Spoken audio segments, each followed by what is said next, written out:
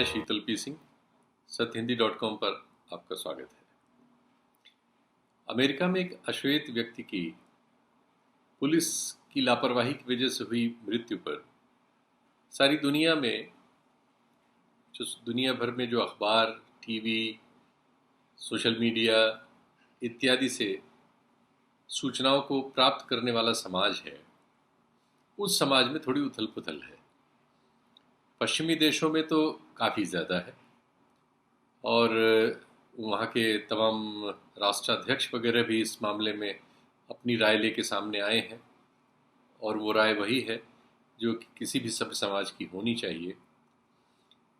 भारत में भी social media पर एक्टिव क्लास की और मीडिया में एक्टिव क्लास की इस बारे में थोड़ी बहुत एक्टिविटी शुरू हो गई है।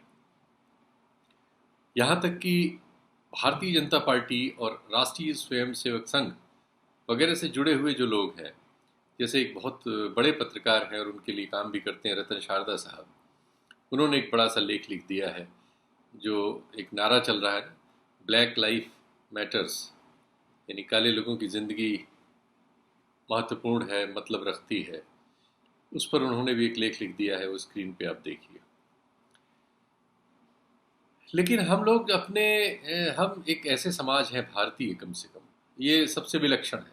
दक्षिण एशिया और उसका नेतृत्व हम करते हैं। हम सबसे विलक्षण समाज है। हम इस तरह के मामलों में, जैसा मामला ये अमेरिका में उठ के आया है,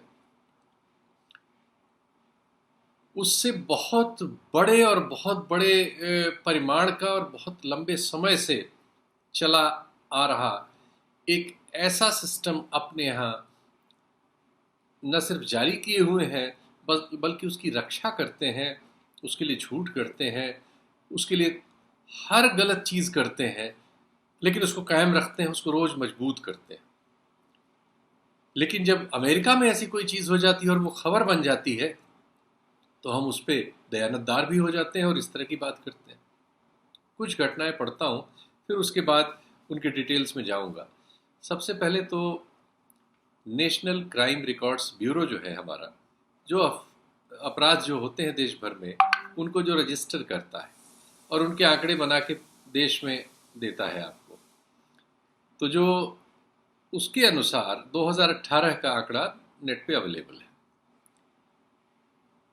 2018 में 47,793 मामले दलितों पर अत्याचार के पुलिस ने रजिस्टर किए थे।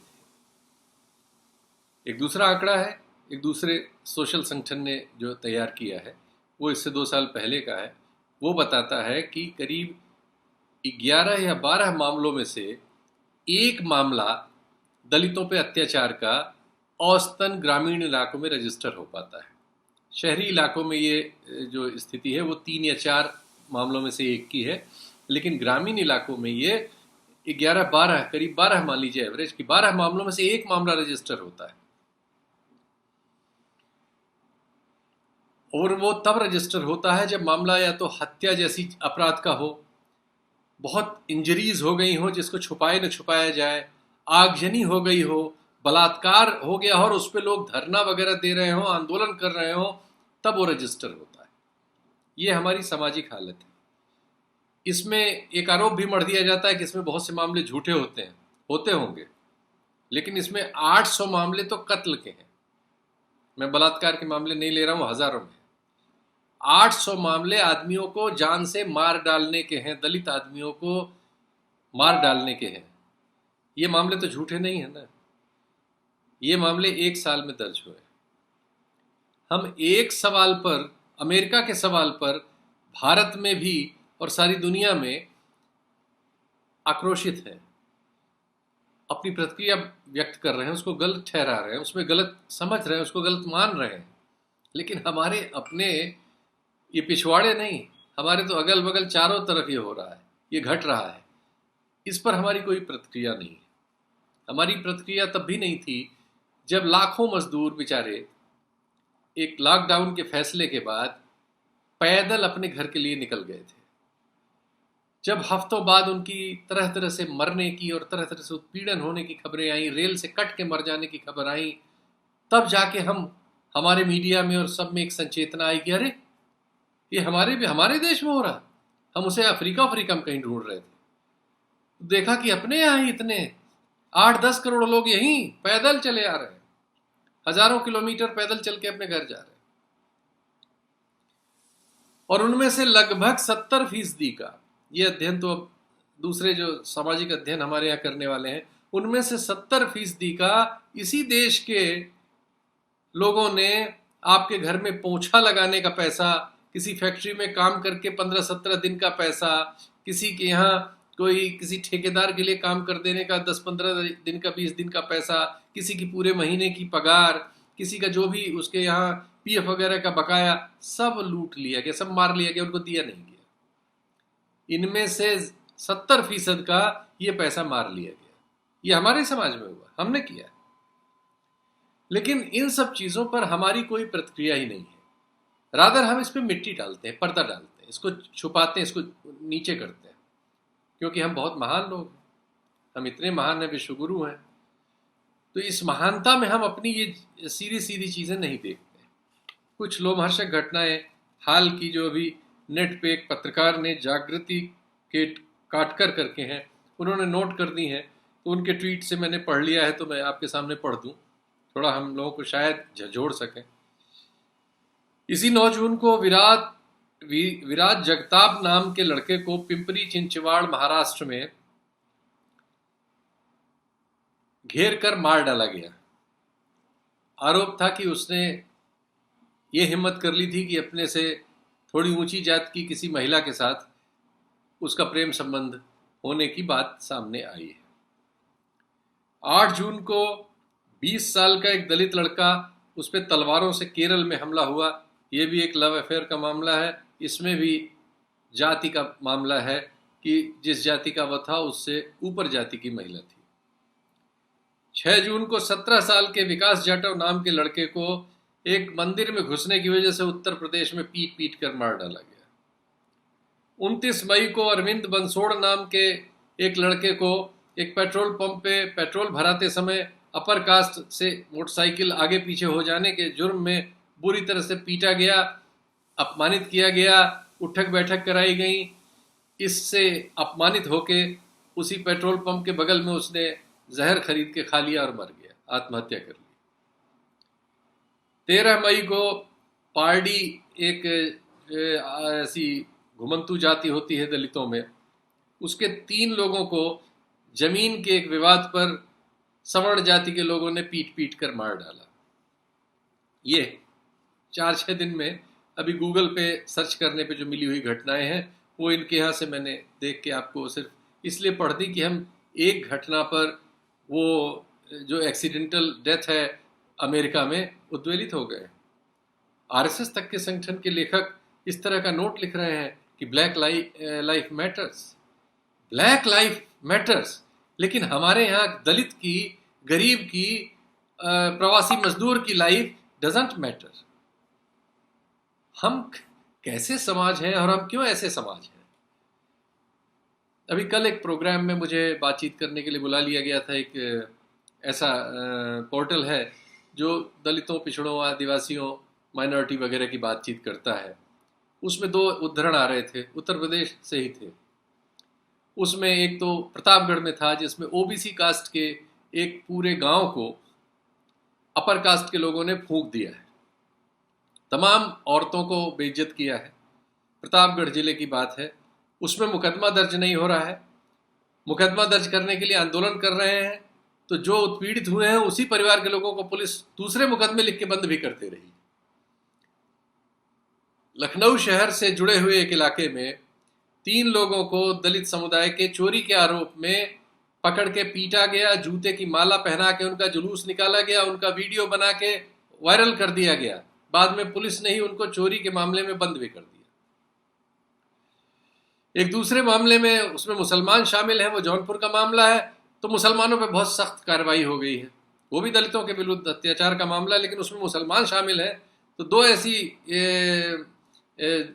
कम्युनिटीज आ गई हैं जिन दोनों को अलग अलग तरह से उत्पीड़न में हम पाते हैं। तो लेकिन एक आजकल निशाने पे है, मुसलमानों वाले मामले में बहुत सख्त कार्रवाई हो गई है, उनके ऊपर तो एनएसए लगाने की मुख्यमंत्री घोषणा कर दे रहे हैं। ये विद्रूप है हमारे आपके सामने।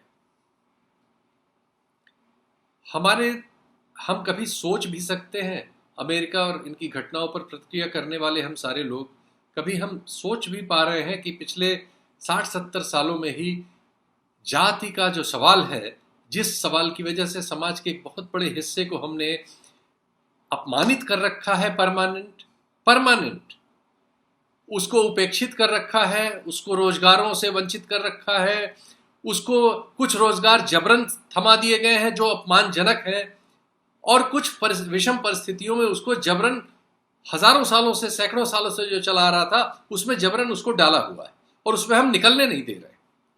हम सब इसके गुनहगार हैं, लेकिन हम इस गुनाह को कबूल करने को तैयार नहीं है, ना इस गुनाह को सुधारने को तैयार। आज एक ट्रेंड चल रहा है कि सुप्रीम कोर्ट ने किसी मामले पे यह कह दिया है कि आरक्षण फंडामेंटल राइट नहीं है। उस पर अब सोशल मीडिया पे बवाल हो गया है। इस तरह के बवाल हमारे यहाँ चलते रहते हैं हमेशा। ये हमारे यहाँ तो लगातार अनुत्तरित प्रश्न है। ये अनुत्तरित प्रश्न जो है उनके हम कभी उत्तर खोजेंगे या हम सिर्फ बाहर की घटनाओं पर प्रतिक्रिया करके प्रगतिशील बनेंगे, आधुनिक बनेंगे? वरना हम वही हैं जो थे, वही रहेंगे। हम कभी इस पर बात क्यों नहीं करेंगे? इस सवाल का जवाब क्यों नहीं देंगे? ये सवाल क्यों हमेशा कुछ खानों में ही पूछा जाएगा और कुछ खानों में ही खो जाएगा कि प्रधानमंत्री जो अपने को कहते हैं कि वो पिछड़ी जाति से आते हैं, लेकिन उनका जो स्टाफ है, उनका जो दफ्तर चलाने वाला करीब 54-55 लोगों का स्टाफ है, उसमें एक भी आदमी उस समाज से नहीं जिस समाज से वो खुद अपने को आने का कहते हैं। एक भी कोई पिछड़ी जाति का नहीं है। ऐसा क्यों है? क्यों है कि वो पूरा सवर्ण डोमिनेटेड ही है? तो उनके सामने जो दरखास्त नीचे से अगर किसी गरीब गुरबे की आएगी तो क्या गारंटी है कि वो उस तरह से उसके साथ न्याय करेंगे जैसा न्याय संगत उन्हें करना चाहिए? क्यों उनका ये शक गलत नहीं है कि ज्यादातर चांसेस है कि उनके साथ अन्याय ही वहां भी होगा, जाति देखकर बात होगी? क्यों हमारे देश की सारी यूनिवर्सिटीज में हम पाते हैं कि कोई एक भी दलित आदमी आपको मिलता नहीं इस लायक? आपको तो ओबीसी भी नहीं मिलता। एक आदिवासी महिला अभी जब नई सरकार बदली है झारखंड में, जेएनयू में प्रोफेसर थी, तो उनको वाइस चांसलरी मिली है झारखंड में, वरना हमारे यहाँ कहाँ है वो? 70 सालों में हम उनमें से एक वाइस चांसलर पैदा करने की सामर्थ्य नहीं कर पाए। ये सच है या हम करना नहीं चाहते? ये सच है। सारा शैक्षणिक जो आपका ढांचा है उसमें प्रोफेसर्स पर राज्यसभा में एक सवाल किया गया था तो पता लगा था कि प्रोफेसर्स ही नहीं होने पाते, दलित छोड़ दीजिए, ओबीसी नहीं होने पाते। पूरे शैक्षणिक ढांचे को आपने जाति के आधार पर कब्जा किया हुआ है। कोर्ट्स का आपके एकदम सड़ रहा है मामला, उसी में तो आज झगड़ा हो रहा है। जो कोर्ट्स में लोग बैठे हैं उनका ये सवाल है कि उनके सवालों पर आप उनकी तरह से सोचते ही नहीं है, क्योंकि आपकी जो अपनी पहचान है, जो समाज में नीचे से चली आ रही, जो हर जगह फैसले कर रही है, वो आपको प्रभावित कर रही है। इनके उत्तर देने होंगे भाई। सिर्फ लोकसभा में और विधायिकाएं जितनी हैं उसमें प्रतिनिधित्व मिल जाने से क्या होगा? उससे तो नहीं हो रहा, वो तो मिला हुआ है। तो ये सवाल हम अपने, जो हमारे यहाँ जो सवाल है, एक किसी अश्वेत के मारे जाने पर खड़े होने वाला जो सवाल है, वो हम अपने समाज में कब खड़ा करेंगे? हम अपने आप के लिए कब ये सवाल पैदा करेंगे कि हम आपस में सामान्य हो सके? हम यही मानवीय विभाजन के इतने बड़े क्रम को जारी रखे हुए हैं, हजारों साल पुराने दकियानुसी और अवैज्ञानिक, अतार्किक, लोमहर्षक, अत्याचारी सिस्टम को कब तक रखेंगे और क्यों रखेंगे? क्यों रखते हैं हम? इसका जवाब अपने आप को हमें देना चाहिए कि नहीं? चलिए, ये सवाल आपके लिए छोड़ जाता हूं। कठिन सवाल है, हल नहीं हुआ 70 साल में, तो आज मेरे इस प्रोग्राम से नहीं हल होगा, लेकिन ये सवाल तो किया जाना चाहिए। बीच बीच में जब मौका मिले ये सवाल सामने किया जाना चाहिए। आईना खुद देखना हमें चाहिए। नमस्कार, धन्यवाद। सत्य हिंदी के और वीडियोस को देखने के लिए हमारे YouTube चैनल को सब्सक्राइब करें और सीधे नोटिफिकेशन पाने के लिए बेल आइकन दबाएं।